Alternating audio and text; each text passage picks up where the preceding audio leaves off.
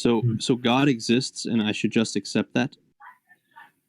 No, God exists, and you know that in virtue that all the facts indicate it, because otherwise they couldn't be facts.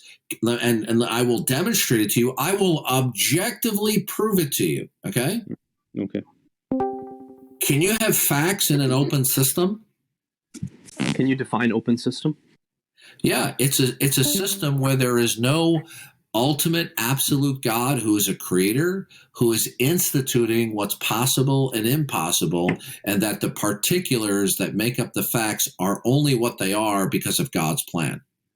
So that would be a closed system. An open system is there is no ultimate identifiable starting point that dictates what can happen and what can't happen. In other words, no impossibility can be ruled out that might come along the scene tomorrow. Like, for example, could you rule out, is it impossible in your view that an alien spacecraft could show up tomorrow morning and vaporize the planet Earth because they see those nasty human beings? Is that impossible? No. Okay, so in your view, nothing is impossible. Sure. Yeah. Right. So you have an open system. Okay. Right. And the consequence of having an open system is truth and falsity are unattainable. Unattainable? That's right. How? How exactly? Well, how would you ascertain that something is true?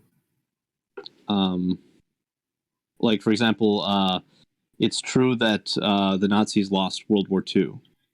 But wait a minute. Could an alien ship show up tomorrow and telling you that they were pulling a cosmic practical joke on you? I mean, yeah, sure. If it happened, it happened. Well, then it's not necessarily true, is it? I'm not sure I understand.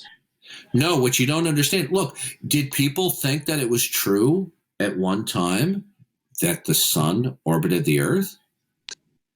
I think some people did. Yeah, many people did. Yeah. Maybe you thinking the Nazis lost World War II is like those people who thought the sun orbited the Earth. Yeah, and when a new fact comes along, you go, oh, wow, look how mistaken we were. Actually, wait a minute. Maybe the Nazis, by the way, I'm not a Holocaust denier. Okay. Maybe we find out through research, we find out that the real evil culprits here, even though Hitler wasn't a good guy, it was the CIA. They hated Hitler so much that they fabricated that the Jews were all killed. So you don't think they were all killed? Don't you listen to what I said? I said I'm not a Holocaust denier. All I'm saying is you believe in an open system. So whatever truth or fact is put on the table, it could be falsified tomorrow. Okay, sure, I can accept that. Right. Okay, good. Therefore, nothing is ironclad. Okay, sure. Yeah, we can. Good. Then that means nothing is provable. So truth and falsity are unattainable. Okay. I'll grant you that. Darth, could you explain an open system again? An open system is the opposite of where we have the God of the Bible, the creator, who institutes the world, and he makes the facts what they are because creation operates according to his plan. Okay. All I want to know is simply this. Mm-hmm. Jesus Christ owns self-testimony about himself. Yeah. And through his designated apostles who spoke on his behalf, okay, have revealed that he is the Lord of Lords and the Kings of Kings, and whatever he says cannot be refuted, okay? And he has revealed his redemptive plan of human history from beginning to end, which means it's a closed system. You don't happen to accept that. But the non-acceptance of Jesus' self-testimony of himself and his designated apostles, okay, who wrote the New Testament, okay, the non-acceptance of constitutes the denial thereof, okay? Now, but the point is then, you're in an open system. Once you deny the lordship of Jesus Christ as creator, you're in an open system. But in an open system, there can net truth, affirmation, and deniability are inaccessible. Okay, so let me see if I understand this. So if I deny the Lord Jesus Christ, then I'm in an open system and I can't obtain truth and falsity. That's right. I need to try to understand this because these are a few steps. Okay, in the Christian worldview, the facts are only the facts because of what they are in God's plan, right? Okay.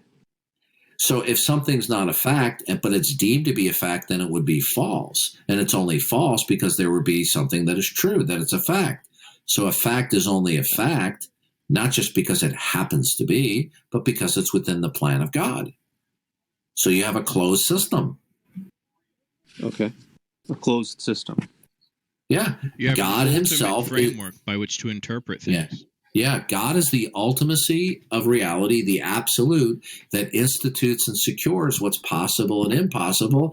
And his plan of redemptive history makes the facts what they are. Okay. Okay. I think even okay. So that's a closed system. Well, now, if that is not accepted, I still don't quite understand closed and open system. Closed system means that some things cannot happen while other things can, because they are both what can and cannot happen are a part of God's redemptive plan of human history. Okay. Now, if that is not accepted, it's not like saying, oh, I don't accept gold on Mars. Because I can not accept gold on Mars without denying it.